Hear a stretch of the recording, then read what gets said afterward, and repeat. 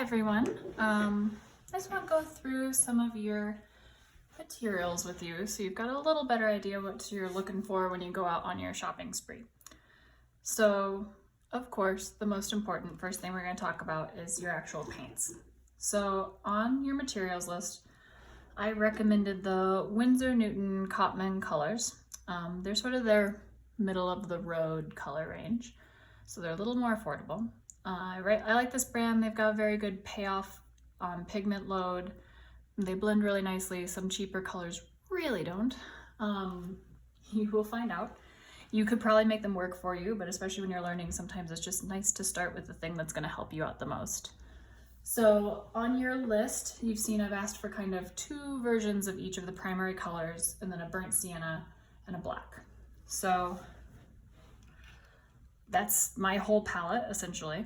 I keep 2 reds, 2 yellows, 2 blues, 2 greens, because one's a little more warm usually, one's a cool tone, but from your primaries you should be able to mix pretty much everything. And it's nice to have a black to deepen things, though you could also mix black. And it's nice to have a burnt sienna or a neutral to help bump things around, just sort of like subdue them. So one question I get a lot is why the tubes over more like a panel palette. Watercolors that you'll see, they're usually like little round ones. There are a lot of them on Amazon, things like that. And especially when I'm using this, people have questions because it looks like a pat palette. This is the Winsor Newton Cotman color actual little palette that they sell if you wanted to buy them all at once. It looks like this, folded up, it unfolds, it has everything you need. But even these, when you see me working with them, know that like I have emptied all of these and then refilled them from the tubes. So for whatever reason, the pigment out of the tube, since it's already wet when you're getting it fresh out of the tube, is significantly easier to mix with. You can work up saturation a lot faster, which is something we're going to be battling a lot. That's like the word of the quarter is saturation. So you're always trying to get your watercolors to be a little deeper, a little more punchy. That's like the thing they don't want to do. And even once they've dried out, when they've been put in a palette, even if you're using these and then they dry out, they can be reactivated with water, and they work even when they're dried out. Still, they reactivate quicker than those little chalky pats that you'll see. So I highly recommend these. They will be your friend. They will help you when you need it. So sort of some background on what makes a watercolor paint, right? So they're just a bit of water, gum arabic, which is like a binder, like a little water-soluble glue, and pigment. That's all that's really in these, theoretically. And so the more expensive ones have a nicer payoff of pigment. They have a heavier load of pigment. It's finer milled. It travels nicely. So that's what you're paying for, and you're looking at like, why are these more expensive than those? I get just a tiny little book of watercolor paper for some demos here. So once you have your paints, which if you're looking at the store and there's a different brand or different colors, they have slightly different names, please let me know. I'm happy to advise. I've used a lot of different brands. This just happens to be one that I think for the money pays off well. I use Grumbacher's a lot too, some mine Holbein's. So I have a water jar. I told y'all I've just used cheap, I don't know, salsa jars. This is an old pasta jar. Use the biggest jar you've got, because the less times you have to like refill your water, the less annoying it is. As soon as your water gets muddy, you're mixing that color into everything you mix. So clean your water often, but you don't have to clean it as often if your jar is bigger. I like to have a lid on it just for like if I'm traveling or packing up at the end of the day. So when we start looking at paintbrushes, what I recommended for you to get was several different sizes of rounds, right? Let's pull some out. And I have a pretty good range. Surprise, surprise. Up to legitimately huge. You will probably never need anything this big. You may never need anything this big, but it's nice to use if you're doing a big wash or something. So this is a 20. The largest I asked you to get is a 16, which I think is what this size is. My brushes are a combination of synthetic and natural hair brush. The difference in a synthetic brush, so these, they are not all wet, so they won't all move the same. Let's dunk them. So this is a synthetic brush. It's a little firmer. It has a little heavier bounce back. It's gonna hold its shape better, longer over time, but it's not gonna hold water as well. This is a natural brush. It's a lot softer, but the end's starting to get frayed already. It carries water incredibly well. So like, I told you to get synthetic because they also are a little cheaper. If you want to get at least one natural brush, just so you get the feeling of what that difference is, but for most part, they travel a lot the same. It's just preference. So these are four different sizes of rounds. The thing I like about a round brush is that you determine, my brushes got left in the water too long, that's what happens. The reason we like round brushes is because they have all of this to hold water in them, and then this tiny point. So let's put a little bit of one of our tubes in so you can see what it pays off like. Let's just do it here. So that's actually the same color, just dried out, but I want you to see how easy it is with the wet watercolor to get nice heavy saturation. So I'm dipping in water, applying it to the wet watercolor, and then I don't want it like dripping, so I wipe off just a touch on the side. Okay, so we have our little thing of paper here. So with a round brush, this one's pretty small, I can do pretty detailed, and then with just a little bit of pressure, I can make it pretty wide. So that's why we like round brushes, is because it's just a lot of water. I can just keep painting. It's still very wet. I can get both this crisp, nice detailed line that's on the outside, as well as using it sort of back and forth and with a wider touch, a soft edge with a blur. So that's what we like about round brushes, and they carry enough water for you to like get all the way to where you're going without running out. The smaller the brush, guess what? The less water it holds. So this is a rigger. It's do little tiny line work, whiskers on cats, lettering, things like that. But you can see it's so soft and so delicate that like you have to wipe off a lot of the pigment in order to even get it down to the point that it has.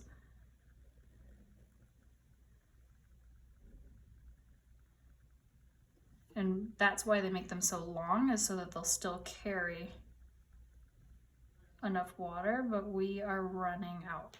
So that's about the distance you can get with this one with the amount of water that this is holding, right? So I also asked on your list there to look at a couple flats. I am a huge fan of a small angled sash brush like this one. It comes to a fine point on the edge. I like to use these to get, let's pick a different color. So you can sort of see how to react. This one is dry, so if we're reactivating this, I have to add water and then use my brush to sort of work it back in there, right? So the flat brushes are nice because yes, you can make very flat shapes. As you can see, it carries a little less water. That's very dry. It'll be dry in mere seconds. Because of its shape, it just carries less water and disperses it differently. But what is nice is you can use it to get both thin lines, thick lines, but instead of pressure, we're doing like a rotation, right? And they can do some interesting like side patterns.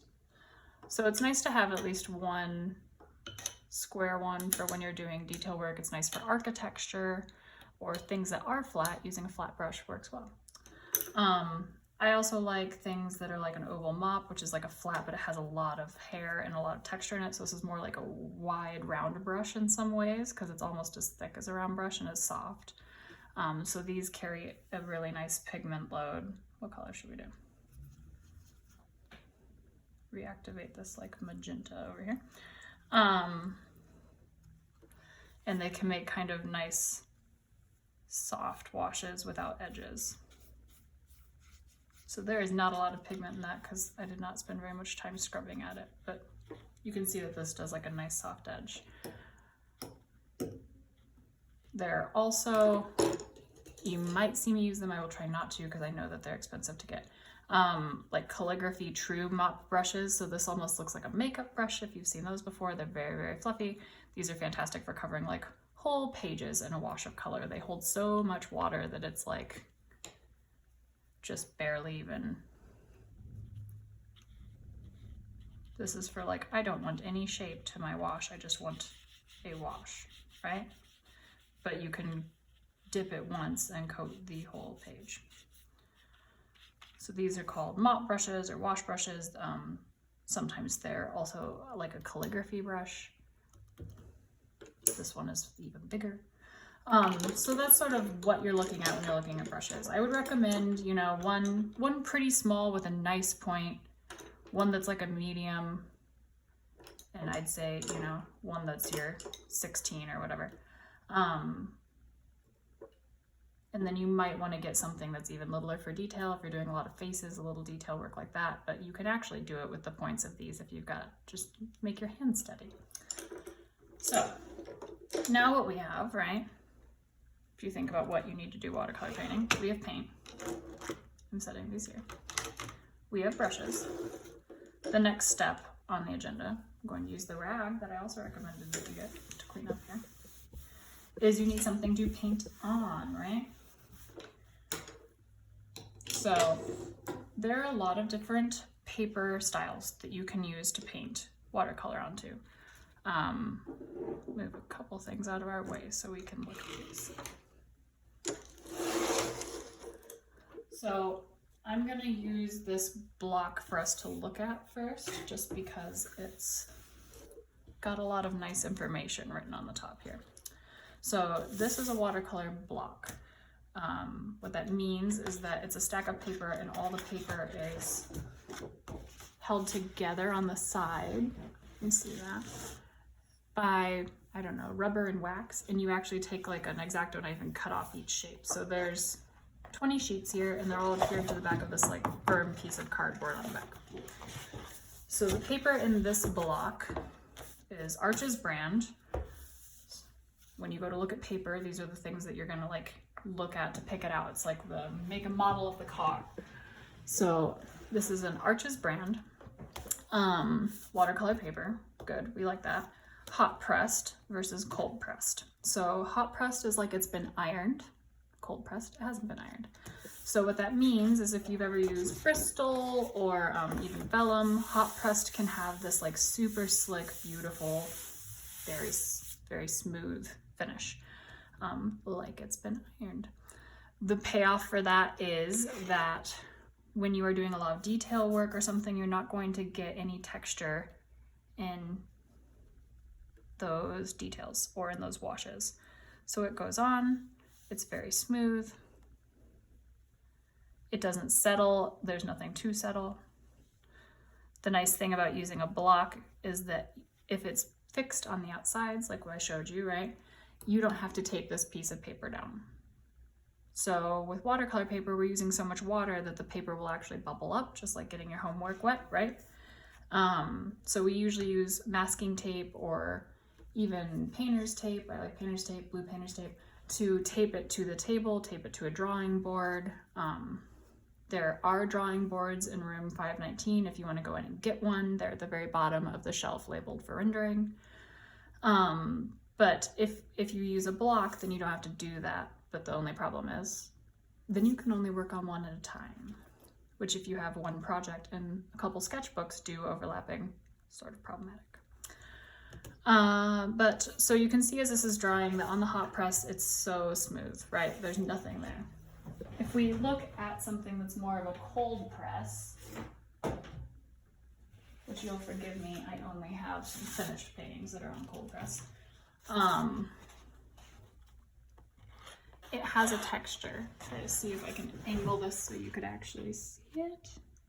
There. So it's got this like soft texture throughout it.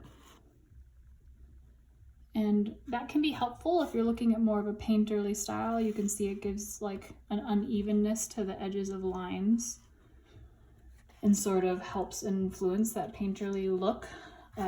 Some people love it, some people hate it. Sometimes it's the perfect thing for that project, but not the next project.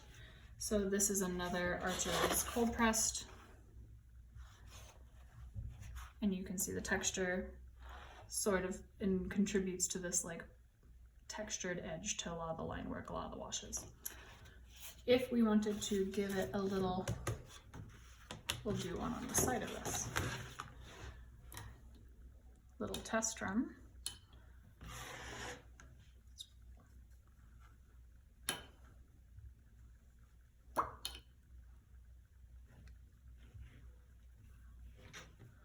So you can sort of see that the edge of the line is not as smooth as it would be if we were on a hot pressed. It settles into little spots. It creates some little differences, which is very nice for like a mottled finish or painterly finish. It can be, if you have super textured cold press, it can be annoying when you're trying to do like very detailed straight lines.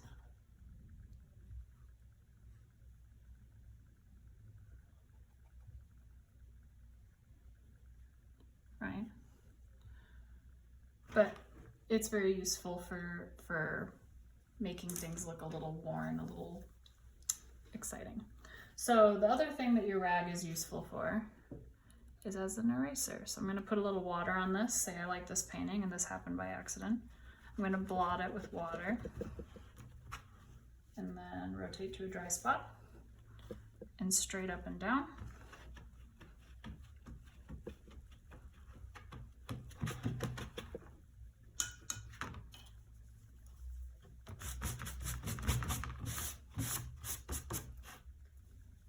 Try to use the clean spot on my rag here.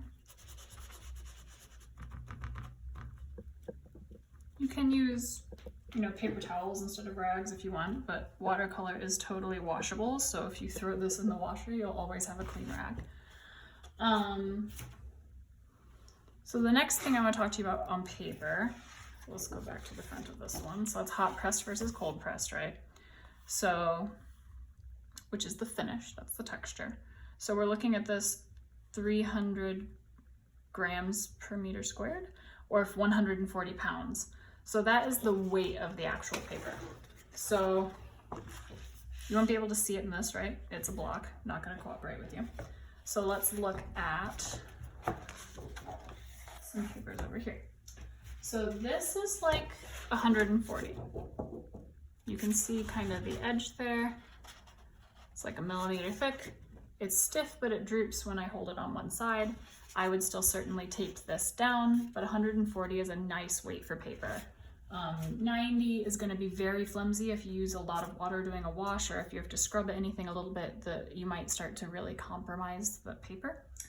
But I'm also a huge fan of 300 pound paper, which is about the heaviest you can get.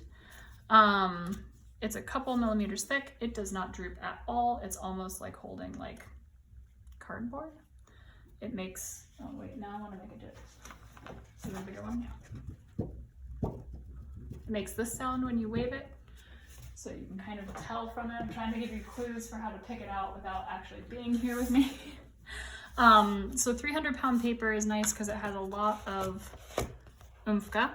I didn't have to tape these down at all when I was doing the painting on them because it's not going to warp. It can take a lot of water. It can take a lot of beatings, especially for renderings where I'm carrying them around from show to show. It's nice to be able to just throw them all in a bag and know they're okay. So this is the Artistico Fabriano. It is hot pressed and it is 300 pounds. And I use that for a lot of my renderings. If I know they're going to be like mailed somewhere, they're going to have to be pinned up a lot, types of things like that. But for your papers, I'd recommend you go to the flat files in the back of Blick and get a couple that interest you. I'd recommend at least 140 pounds and get some different textures, get some that are cold pressed, get some that are hot pressed, get some that are tinted even.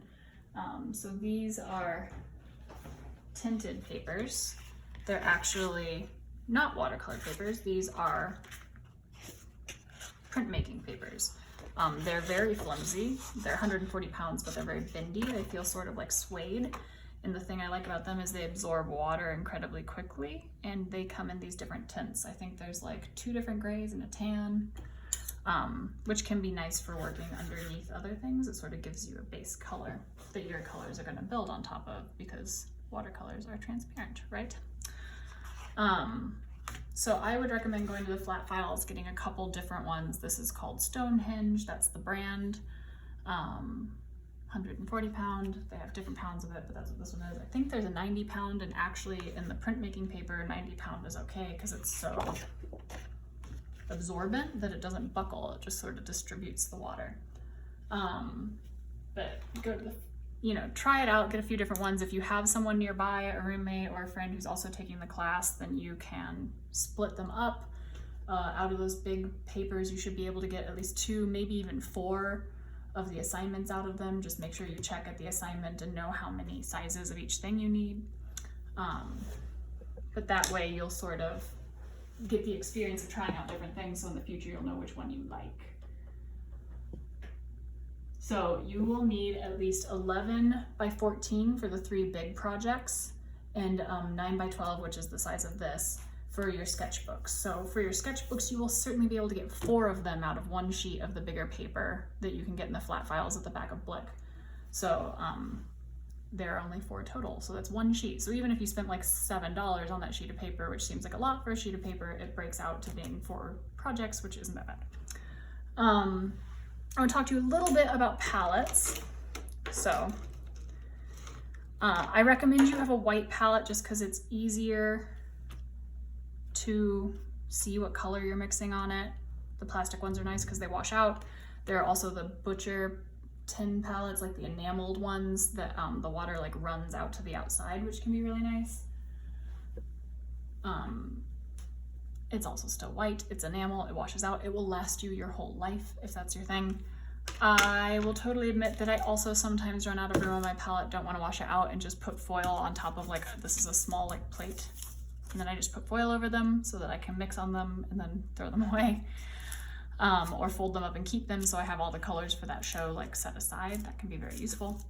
So the only issue with using the foil or using Tupperware or things like that is if it's a different color than white, it can be hard to tell what color you're mixing, so that like it looks different in your palette than it does on your board, versus like this.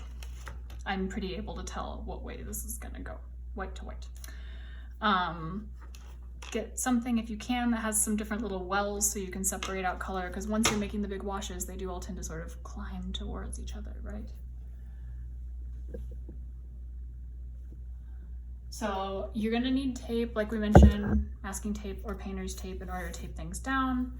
There are some extras that you are not required to get, but I think could be really helpful. So one of those is Frisket. Many people say that Frisket changed their life in watercolor when we're done. This is just the Blick brand liquid Frisket.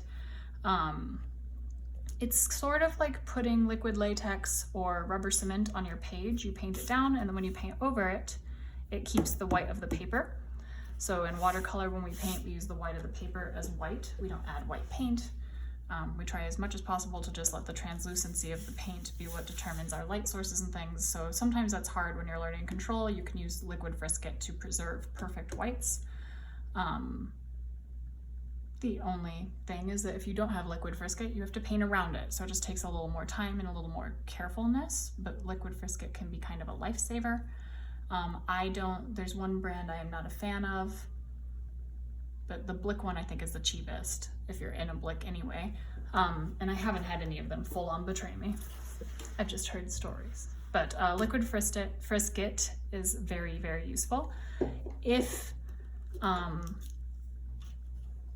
you have an interest in gouache, we're gonna touch on it at least one of the days. I love gouache, I paint with it a lot. It can mix with acrylics. The difference between gouache and watercolor, or mixed with watercolor, the difference between gouache and watercolor versus acrylics, it's sort of like the in-between, is that gouache has like a chalky additive to it, so the pigments are more opaque, so you get a higher pigment load payoff, a higher saturation when you're painting with it, and it can kind of cover watercolor washes or be mixed in with watercolor washes, because it is still water soluble the same way. As long as you don't get acrylic gouache, get normal gouache. So we'll go through it. If anyone has an interest in it, you know, get a couple colors, try them out. But I would at least recommend that you get white gouache. So I keep it in this little, white watercolor is sort of useless. It doesn't actually do anything because it's translucent, and you shouldn't be mixing white into your watercolors anyway.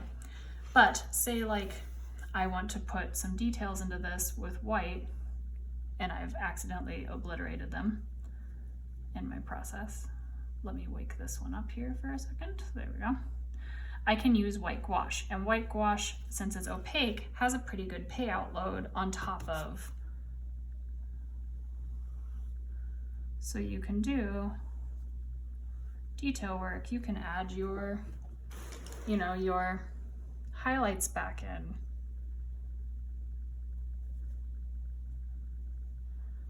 White gouache always works best when it comes straight out of the tube. It is harder to reactivate, but you can do it.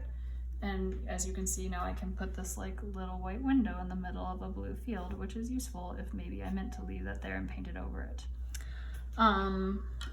So that's one little extra that might be really helpful to you as you're working. Another one that I wish everyone would get the chance to try, I usually sort of hand them out, but is pen and nibs. So this is just one example, but it's like the real calligraphy nibs, the metal ones that go into a nib holder. And it creates like an old school pen set, and liquid ink. Make sure it's waterproof. So we'll go over these when the time comes. And there's an assignment where you can certainly use them. But what's nice about these is they create a very, ew, my ink is all dried up, organic line. So my ink is really dried up. Boo. We'll buy new ink, Anna. But these are done with one of those, and they have, you know, that more organic punchy line quality. It makes things a little more graphic. You can add watercolor on top of it, or you can add it last if it's waterproof. So that way you can kind of punch up your line work, add back in details. It's very useful. If you don't want to invest in that, then you might already have in your possession microns, which are what all of these are in different weights. They are waterproof, so you can draw and do a lot of detail work with them, and then just add in or add it on top. As long as everything's dry, it won't ruin your nibs. So microns are another way to go if you're interested in adding ink in, but you have to buy like a couple different weights usually. And those are just nice, like if this is all done now, then I want to like define an area. I can start adding in some detail, right?